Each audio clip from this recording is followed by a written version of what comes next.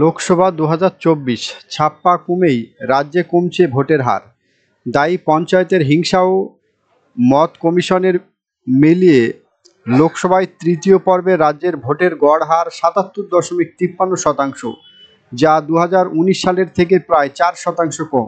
ছাপ্পা কমেই রাজ্যে কমেছে ভোটের হার, দায়ী পঞ্চায়েতের হিংসা ও মত কমিশনের। রাজ্যের প্রথম ও দ্বিতীয় দফায় তুলনায় তৃতীয় দফায় বেড়েছে ভোটের হার, তবে তৃতীয় দফায় ভোটের হার বাড়লেও তা গত লোকসভা ও বিধানসভা ভোটের হারের তুলনায় অনেকটাই কম। এর পিছনে একাধিক কারণ দেখছে নির্বাচন কমিশন, তবে এর নেপথ্যে মূল কারণ হিসাবে মনে করা হচ্ছে ছাপ্পা ভোট কমে যাওয়া এবং ভোটার তালিকা থেকে ভুয়ো ভোটার উধাও হয়ে যাওয়া। কমিশন মনে করছে ভোটের হার কমার মূল তিনটি কারণ। প্রথম, ভুয়ো ভোটারদের নাম বাদ পড়া। বিরোধীদের অভিযোগের পর ভোটার তালিকা থেকে বহু ভুয়ো ভোটারের নাম আগেই সরিয়ে ফেলা হয়েছে।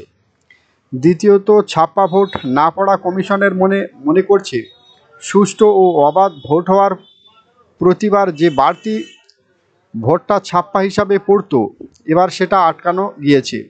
তৃতীয়, পরিযায়ী শ্রমিকদের সবার না আসা।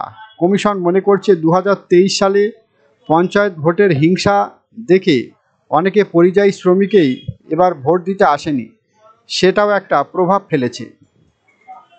কমিশন এক কর্তার ব্যাখ্যায় এবারে প্রথম থেকেই ভোটার তালিকায় ভুয়ো ভোটার নাম বাদ দেওয়ার উপর জোর দেওয়া এবং ছাপ্পা ভোট রুখে দেওয়া সফল হওয়ার জন্যই ভোটের হার কমেছে। পাশাপাশি গত পঞ্চায়েত ভোটের হিংসার কারণে এবার পরিযায়ী শ্রমিকদের অনেকেই ভোট দিতে আসেননি বলে কমিশন কর্মকর্তাদের ধারণা। ওয়াকিবল মহল মনে করছে এগুলি যদি ভোট কমার কারণ হয় তাহলে সেটা কমিশনের ব্যর্থতা হিসাবে না দেখে সাফল্য হিসাবে দেখা উচিত। উল্লেখ্য, কমিশনের পক্ষ থেকে চূড়ান্ত ভোটের হার জানানো হয়েছে।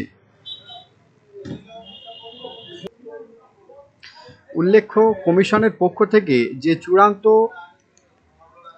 ভোটের হার জানানো হয়েছে সেখানে দেখা যাচ্ছে মালদা উত্তর কেন্দ্রে ভোট পড়েছে 76.03%, মালদহ দক্ষিণ কেন্দ্রে ভোট পড়েছে 76.69%, জঙ্গিপুরে ভোট পড়েছে 75.72%।